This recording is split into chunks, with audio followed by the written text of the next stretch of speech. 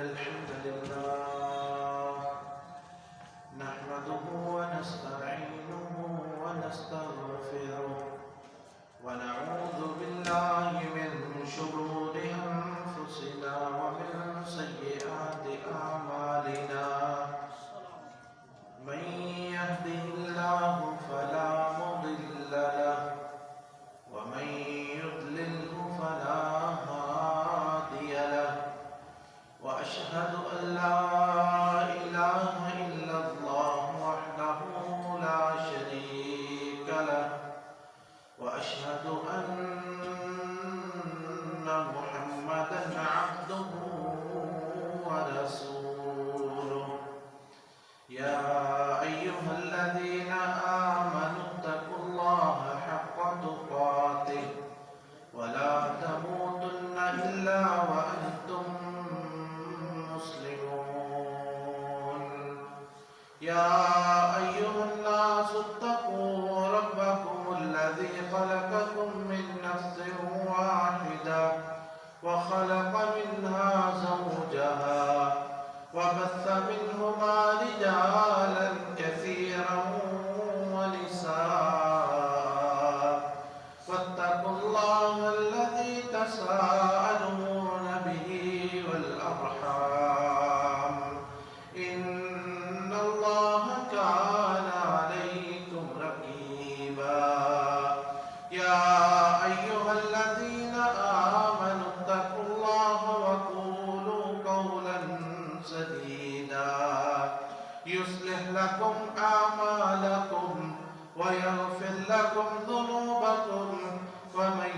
يطع الله ورسوله فقد فاز فوزا عظيما أما بعد فإن خير الحديث كتاب الله وخير الهدي هدي محمد صلى الله عليه وسلم ألا إن شر الأمور محدثاتها وكل محدثة بدعة وكل بدعة ضلالة الضلالة في النار. عزیزان گرامی، معزز بہنوں اور بیٹیوں، کرونا وائرس کی وبا کے سلسلے میں بہت زیادہ شہرت، پراپیگنڈا، اس کا شور و زور اور حقیقت کے اندر اس کی وبا یہ دنیا میں بہت جگہ پہ پھیلتی ہی جا رہی ہے. 2 خطبات میں ہم اس کے بارے میں کافی کچھ بیان کر چکے ہیں، لیکن کچھ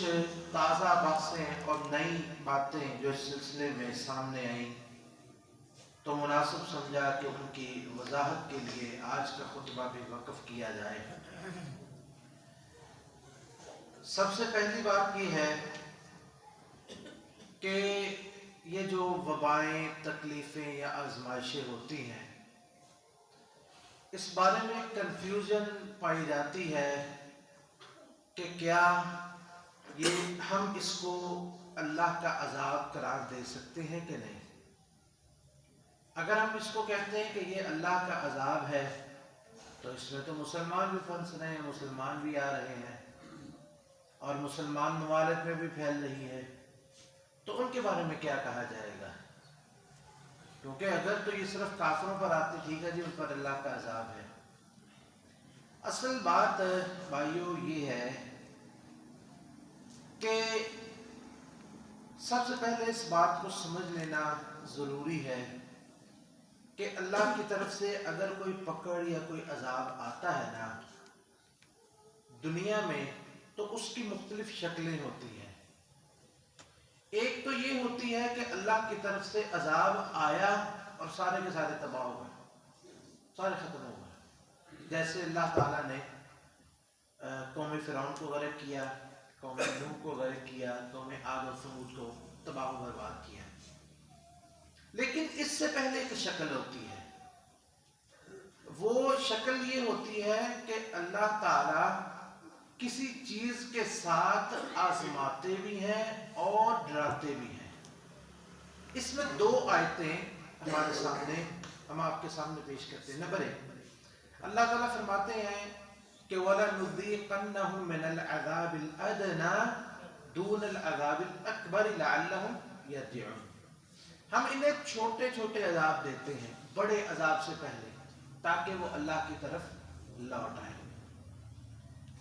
تو اس سلسلے میں یہ ہے کہ یہ چھوٹے چھوٹے جو ہوتے ہیں عذاب، یہ ضروری نہیں ہوتا کہ اللہ تعالیٰ کسی کو موت میں مبتلا کر دے، کوئی مر ہی جائے، بلکہ بعض دفعہ عذاب اتنی چھوٹی چھوٹی شکلوں میں، جیسے قوم فرعون تھی تو اللہ کی طرف سے ان پر فَأَرْسَلْنَا عَلَيْهِمُ الطُّوفَانَ وَالْجَرَادَ وَالْقُمَّلَ وَالضَّفَادِعَ وَالدَّمَ آیَاتٍ مُفَصَّلَاتٍ۔ اللہ تعالیٰ نے کئی نشانیاں بتلائیں کہ ہم نے ان پہ نازل کی۔ یہ عمر فاروق ذرا اندر آ جائے، عمر فاروق ذرا اندر آ جائے، کہ ان پہ چھوٹے چھوٹے عذاب آئے، جیسے مینڈکوں کا عذاب، خون کا عذاب، اور ایک جوؤں کا عذاب، کہ وہ اپنے آپ میں اتنے متکبر بنتے تھے، بڑے بڑے بنتے، تو چھوٹی چھوٹی جوئیں جو ہوتی ہیں ان کا عذاب ان پہ آیا، کیونکہ اس وقت ان کے نزدیک سب سے چھوٹی مخلوق تقریباً جوں ہی تھی، وہ سب سے زیادہ اسی کو جانتے تھے، یہ سب سے چھوٹی۔ اللہ تعالیٰ نے فرمایا کہ تم اپنے آپ کو اتنے بڑے کہتے ہو، تو یہ جوں کا عذاب ہے، اس کو اپنے آپ سے دور کر کے دکھاؤ۔ تو یہ اللہ تعالیٰ اس طرح بھی عذاب دیتے ہیں۔ اسی طرح اس وقت لوگ بڑے اپنے آپ میں، پوری دنیا اپنے آپ میں تھی کہ ہمارے پاس علم بہت ہے، ہم سمندر کی گہرائیوں میں اتر گئے، آسمان کی وسعتوں پہ چڑھ گئے، چاند ہم نے مسخر کر لیا، مریض کے قریب ہم پہنچ چکے ہیں، بیماریاں ہم سب جانتے ہیں، ان کا علاج سب۔ ایسی ایک نئی بیماری اللہ کی طرف سے آئی، آواز ذرا صاف کریں اور یہ بند کر دیں گے والا۔ تو ایسی بیماری آئی کہ ان کی ٹیکنالوجی، سائنس پوری اپنے عروج پر، لیکن سب عاجز ہو گئی۔ اس وقت تک اللہ تعالیٰ نے کوئی بیماری ایسی نازل نہیں کی جس کا علاج اللہ نے اتارا نہیں ہے، اس کا علاج موجود ہے، لیکن کب اللہ تعالیٰ اسے انسانوں کے ہاتھ میں دیتے ہیں اس کی مرضی ہے۔ علاج اس کا موجود ہے، اگر کوئی کل کہے کہ دریافت ہو گیا، سارا کچھ موجود ہے، لیکن یہ اللہ کا فیصلہ ہے کہ ما انزل اللہ من داء الا انزل له شفاء، کوئی بھی بیماری ہے تو اللہ نے اس کی شفا نازل کی ہے۔ تو یہ اس طرح بھی اللہ تعالیٰ عذاب نازل کرتے ہیں، اس طرح اللہ تعالیٰ لوگوں کو جو ہے ان کو توجہ دلاتے ہیں کہ دیکھو کہ تم اپنے آپ کو سمجھتے ہو تو ذرا اس کا مقابلہ کرو، اس کا سامنا کرو۔ ایسی بیماری جو آنکھ سے نظر بھی نہ آنے والی ہو، جو آنکھ سے نظر بھی نہ آتی ہو۔ اچھا، تو ایک تو یہ بیماری کی ایک شکل یہ ہوتی ہے، ایک یہ ہوتی ہے جیسے اللہ کا فرمایا او تحل قریبا من دارها، کہ ہم ان لوگوں کو آزماتے رہیں گے، بیماریاں ان کے ارد گرد اترتی رہیں گی۔ وہ ضروری نہیں ہوتا کہ انسان اس بیماری میں مبتلا ہی ہو جائے۔ بعض دفعہ خوف جو ہے وہ جسے کہتے ہیں نا لٹکتی تلوار،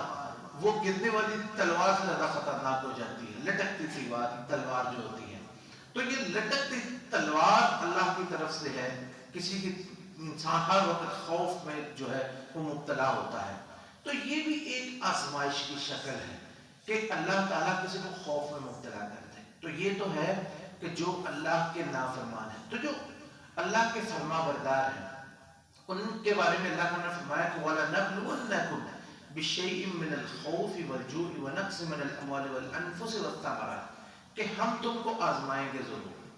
تو اہل ایمان ہیں، ان کو اللہ خوف سے، بھوک سے، کمی سے، ان سے جانوں کی کمی، مال کی کمی، تو ان سے اللہ تعالیٰ اہل ایمان کو آزماتے ہیں۔ تو ایک چیز ایک وقت نازل ہوتی ہے، وہ اہل ایمان کے لیے آزمائش ہوتی ہے اور کفار کے لیے عذاب ہوتی ہے۔ اہل ایمان کے لیے آزمائش ہو جاتی ہے اور کفار کے لیے عذاب ہوتا ہے۔ عائشہ صدیقہ رضی اللہ تعالی عنہ کہتے ہیں کہ رسول اللہ صلی اللہ علیہ وسلم سے ہم نے پوچھا کہ یہ جو طاعون ہے اس کے بارے میں آپ ہمیں کچھ ارشاد فرمائیں کہ کیا ہے؟ تو آپ نے فرمایا انہ کان عذابا یبعثہ اللہ علی من یشاء، یہ اللہ کا عذاب تھا، اللہ جس پہ چاہتا تھا اس کو نازل کر دیتا تھا۔ فَجَعَلَهُ اللَّهُ رَحْمَةً لِّلْمُؤْمِنِينَ، لیکن اللہ تعالیٰ نے اس عذاب کو، اس تعاون کو مومنوں کے لیے رحمت بنا دیا، مومنوں کے لیے رحمت بنا دیا۔ اس کی تفصیل فَلَيْسَ مِنْ عَبْدٍ يَقَعُ الطَّاعُونُ فَيَمْكُثُ فِي بَلَدِهِ صَابِرًا يَعْلَمُ أَنَّهُ لَن يُصِيبَهُ إِلَّا مَا كَتَبَ اللَّهُ لَهُ إِلَّا كَانَ لَهُ مِثْلُ أَجْرِ الشَّهِيدِ۔ آپ نے فرمایا کوئی بھی بندہ اب اگر تعاون میں مبتلا ہو جائے، کوئی بھی مومن بندہ تعاون میں مبتلا ہو جائے اور وہ اللہ کی طرف سے آزمائش پہ صبر کا مظاہرہ کرے اور اپنے ملک میں، اپنے شہر میں، اپنے گھر میں ٹھہرا رہے، تو اللہ تعالیٰ اس آزمائش کے بدلے میں اس کو شہید کا اجر دے گا۔ اب اس کو اللہ شفا بھی اگر دے دے نا تو اس کو شہید کا اجر ملے گا۔ کیوں؟ کہ اس نے اس پہ صبر کیا اور اللہ کی طرف سے آزمائش پہ وہ راضی ہوا۔ تو اسی طرح ایک اور روایت ہے حضرت عائشہ، یہ صحیح بخاری کی روایت ہے۔ دوسری روایت جو وہ بھی حضرت عائشہ ام المؤمنین رضی اللہ تعالی عنہ ان سے مروی ہے، فرماتی ہیں کہ رسول اللہ صلی اللہ علیہ وسلم ہمارے پاس سوئے ہوئے تھے، تو اچانک نہ سوئے ہوئے آپ کے جسم میں ایک بے چینی سی نمودار ہوئی، بے چینی سی، جیسے نہ پریشان سے ہوئے کسی بات پہ۔ تو جب آپ اٹھے تو ہم نے کہا اللہ کے رسول، ہم نے آپ کی نیند میں ایسی بے چینی دیکھی ہے اور ایسی پریشانی دیکھی ہے کہ کبھی دیکھی نہیں ہے، آخر اس کی کیا وجہ تھی؟ تو رسول اللہ صلی اللہ علیہ وسلم نے ارشاد فرمایا کہ میں نے خواب میں قریش میں سے کچھ لوگوں کو دیکھا، کچھ لوگوں کو دیکھا کہ جن کے لیڈر ایک قریشی تھا، قریش کے قبیلے سے ایک آدمی ان کا لیڈر تھا، اور وہ لوگوں کو اکٹھا کر کے بیت اللہ کو گرانے کے لیے آ رہا تھا۔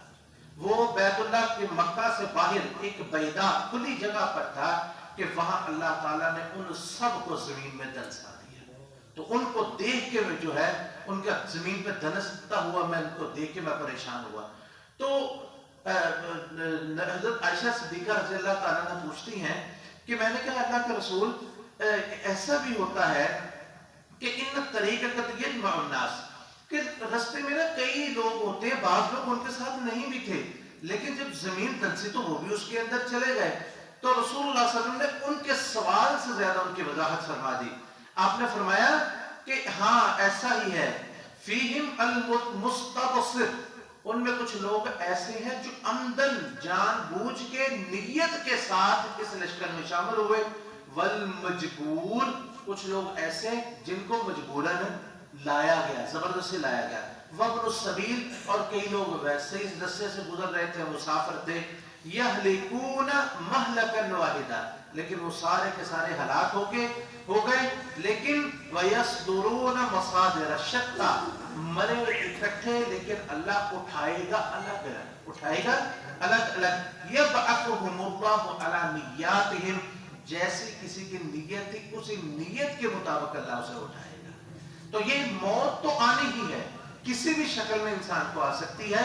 اگر اللہ کی طرف سے کسی آزمائش میں کوئی مومن اس کی بھی ہلاکت ہو جائے اور مومن جو ہے وہ بھی اس میں مبتلا ہو جائے، تو اس کو چاہیے کہ اللہ سے اجر کی نیت رکھے اور اس پہ صبر کرے، تو اللہ تعالیٰ اس کو اس کی نیت کے مطابق اس پر بیماری اور تکلیف ساری چیزیں اس کو اجر عطا فرمائے گا اور اسی کے مطابق اسے اٹھائے گا۔ لیکن یہاں پر ایک چھوٹی سی بات سمجھنے والی بہت ضروری ہے کہ ہم یہ کہتے ہیں کہ یہ اہل ایمان پر بھی یہ بہت مصیبت آئی ہے، لیکن ہم سوچیں کہ جن کو ہم اہل ایمان گر رہے ہیں، کیا وہ اہل ایمان ہیں بھی کہ نہیں؟ کیا وہ اہل ایمان ہیں بھی کہ نہیں؟ ہمارے جو مسلمانوں کی جو مجموعی شکل ہے اس میں کوئی شک نہیں، اس وقت یہ جن ملکوں میں ہے، مثلا چین ہے اور وہاں پہ مسلمان برائے نام بہت تھوڑے ہیں، یا اٹلی اس وقت وہاں پہ جو ہے وہ تقریباً غیر مسلم ہے، سارے بہت تھوڑے سے مسلمان ہیں، یا امریکہ وہاں پہ یہ آگے، برطانیہ اس وقت اس کا شدید شکار ہے اس بیماری کا، اور اس کے علاوہ دوسرے ممالک جو تقریباً وہ غیر مسلم ہیں، جو مسلمان ممالک بھی ہیں، ان میں ہم اہل اسلام کے اور اہل ایمان کی ایمانی کیفیت کا ذرا اندازہ کریں کہ یہ جسے کہتے ہیں نا، والد سے کہا تھا کہ وضع میں تم ہو نصارہ تو تمدن میں یہود، یہ مسلمان جنہیں دیکھ کے شرم آئی یہود۔ ہم یہ کہتے ہیں کہ یہ مسلمانوں کو بھی یہ تکلیف آ رہی ہے، تو ہم مسلمانوں نے کبھی اپنی حالت دیکھی ہے؟ ہماری غالب اکثریت اللہ کے ساتھ شرک میں مبتلا ہے، ہماری غالب اکثریت جو ہے وہ بدکاری میں مبتلا ہے، ہماری غالب اکثریت جو ہے وہ مسجدوں سے دور ہے۔ پریشان لوگ، بیت اللہ بند ہو گیا، اس کے بارے میں ہم گفتگو کریں گے، لیکن میرے بھائیوں مجھے بتائیں کہ جو مسجدیں کھلی ہوئی ہیں ان مسجدوں میں کتنے فیصد مسلمان ہیں جو نماز پڑھنے کے لیے آ رہے ہیں؟ کتنے لوگوں کو آپ جانتے ہیں جو اس مصیبت کے نازل ہونے کے بعد اور اس وائرس کے پھیلنے کے بعد انہوں نے اللہ سے استغفار اور توبہ کر کے وہ مسجد میں آئے ہوئے؟ اس لیے ہمیں یہ بھی دیکھنا چاہیے کہ ہمارے ایمان کی کیفیت وہ ہے کہ ہم یہ کہیں کہ ہمیں ایمان ہے تو پھر ہم پہ مصیبت کیوں آئی؟ ہماری ایمان کی کیفیت یہ ہے، لوگوں کی اکثریت جو ہے وہ شرک میں مبتلا، جو شرک میں مبتلا نہیں وہ بے نمازی، جو بے نمازی نہیں ہے وہ سود خور، کوئی بے ایمان، کوئی غیبت کرنے والے، چغلی کرنے والے، صبح و شام ملاوٹ کرنے والے، صبح و شام غلط بیانی کرنے والے، یہ ہماری ایمان کی کیفیت ہے۔ صبح و شام جھوٹ ہم نے اپنا وتیرہ بنایا ہوا ہے۔ اللہ کی طرف کتنا ہم نے رجوع کیا اور کتنا توبہ کیا؟ اگر یہ سارا کچھ کر کے ہم سمجھتے ہیں ہمارا ایمان اب بہت اچھا ہے تو پھر ہم یہ دعویٰ کریں اور پھر اللہ سے امید رکھیں کہ اگر یہ مصیبت آئی تو پھر ہمارے لیے یہ اجر کا ثواب ہوگی، ورنہ یاد رکھیے یہ مصیبت ہمارے لیے عذاب ہی ہوگی۔ اللہ تعالیٰ ہم سب کو اس سے محفوظ فرمائے۔ دوسری بات جس کی طرف توجہ دلانا ضروری ہے وہ یہ ہے کہ اللہ تعالیٰ کسی کو عذاب میں مبتلا کرتے تھے نا پہلی قوموں میں، تو ان قوموں کا طریقہ کار یہ ہوتا تھا کہ جب وہ عذاب کے آثار بھی دیکھ لیتے نا تو اس کا بھی مذاق اڑاتے تھے۔ پہلے نبیوں کا مذاق اڑاتے اور ان کو بار بار کہتے ہیں ہاں جی کہاں ہے متی ھذا الوعد متی ھذا الوعد ان کنتم صادقین، یہ وعدہ کب ہے، وہ دن کب ہے، وہ وقت کب ہے؟ اور جب وہ آ جاتا ہے اس کے آثار ہوتے تو اس کا مذاق اڑاتے ہیں۔ تو اسی لیے اللہ تعالیٰ نے قرآن مجید میں ارشاد فرمایا لَقَدْ أَرْسَلْنَا إِلَىٰ أُمَمٍ مِّن قَبْلِكَ فَأَخَذْنَاهُمْ بِالْبَأْسَاءِ وَالضَّرَّاءِ لَعَلَّهُمْ يَتَضَرَّعُونَ کہ تم سے پہلی جو امتیں گزری ہم نے ان پر عذاب بھیجے تاکہ وہ تضرع کرے اور عاجز اور انکساری کرے۔ فَلَوْلَا إِذْ جَاءَهُمْ بَأْسُنَا تَضَرَّعُوا، ایسا کیوں نہ ہوا جب ہماری مصیبت ہماری طرف سے عذاب ان پہ آیا تو وہ عاجزی انہوں نے اختیار کیوں نہیں کی؟ وَلَكِنْ قَسَتْ قُلُوبُهُمْ، لیکن ہوا یہ کہ ان کے دل سخت ہو گئے۔ وَزَيَّنَ لَهُمُ الشَّيْطَانُ مَا كَانُوا يَعْمَلُونَ، جو وہ عمل کرتے تھے نا شیطان نے وہ عمل ان کے لیے مزین کر دیے۔ فَلَمَّا نَسُوا مَا ذُكِّرُوا بِهِ فَتَحْنَا عَلَيْهِمْ أَبْوَابَ كُلِّ شَيْءٍ، جب وہ ہر ہماری نصیحت بھول گئے تو ہم نے ہر نعمت کا راستہ ان کے لیے آسان کر دیا، ان پر نعمتوں کے دروازے کھول دیے۔ حَتَّى إِذَا فَرِحُوا بِمَا أُوتُوا أَخَذْنَاهُم بَغْتَةً فَإِذَا هُمْ مُبْلِسُونَ،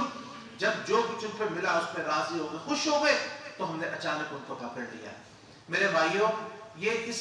بیماری کوئی بھی آتی ہے ہمارا پہلا کام یہ ہوتا ہے اس پہ لطیفے بنانا، اس کا مذاق بنانا۔ اور آپ دیکھیں کہ کئی لو جی کرونا ہمارے ملک کی حالت دیکھ کے ملک سے بھاگ گیا،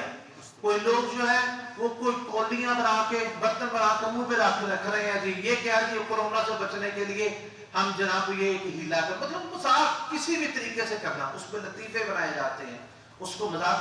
یہ اللہ کے عذاب کو مذاق کرنا، کیا اللہ ایسا شخص جو اسے بناتا ہے یا یہ جو اسے آگے شیئر کرتا ہے یا جو اس پہ ہنستا ہے یا جو اس پہ راضی ہوتا ہے اس کو اللہ کا خوف نہیں آتا کہ اگر اللہ پکڑ لے تو اس کی حالت کیا ہے؟ یہ بات یاد رکھیں، یہ جو مذاق کرنے والے یا ہنسنے والے لوگ ہوتے ہیں جب کوئی مصیبت آتی ہے تو سب سے اگلی صف میں دوڑنے والے یہ لوگ ہوتے ہیں جو اپنے آپ کو سمجھتے بڑے حوصلے والے ہیں، یا صرف طبلے بجانے والے لوگ ہیں یا صرف ناچنے گانے والے لوگ ہیں، ان کو نصیحت سے کیا غرض ہے؟ سب سے پہلے یہ لوگ بھاگتے ہیں، سب سے پہلے آہوزاری یہ لوگ کرتے ہیں اور سب سے زیادہ روتے اور پیٹتے یہ لوگ ہیں۔ اس لیے اللہ کا خوف کریں، اور یہ جو مصیبت آئی ہے ابھی اللہ تعالیٰ نے ہمیں سے محفوظ رکھا تو اس کو اللہ سے دعا کرے گا اس سے ہمیشہ ہی محفوظ رکھے، لیکن اس کو اپنے لیے ایک نصیحت سمجھیے کہ اللہ تعالیٰ ہمیں ڈرا رہے ہیں۔ یہی ڈرانا ہوتا ہے، جیسے پیغمبر نازل ہوتے بھی ایک عذاب ہے وہ آسمانوں پہ بندے کے بعد تمہیں کہ تم پر آ جائے گا، تو یہ بھی ڈرانا ہی ہے کہ ایک عذاب ہے تمہارے ارد گرد گھوم رہا ہے اور کسی وقت کسی پہ بھی آ سکتا ہے۔ اللہ سے ڈر جاؤ، اللہ کا خوف کرو، اللہ کی طرف رجوع کرو، اور جیسے اللہ تعالیٰ نے فرمایا کہ وَلَا تَمُوتُنَّ إِلَّا وَأَنْتُمْ مُسْلِمُونَ، تمہیں موت نہ ہے مگر اس حالت میں کہ تم مسلمان ہو۔ موت نے یہ مہلت نہیں دینی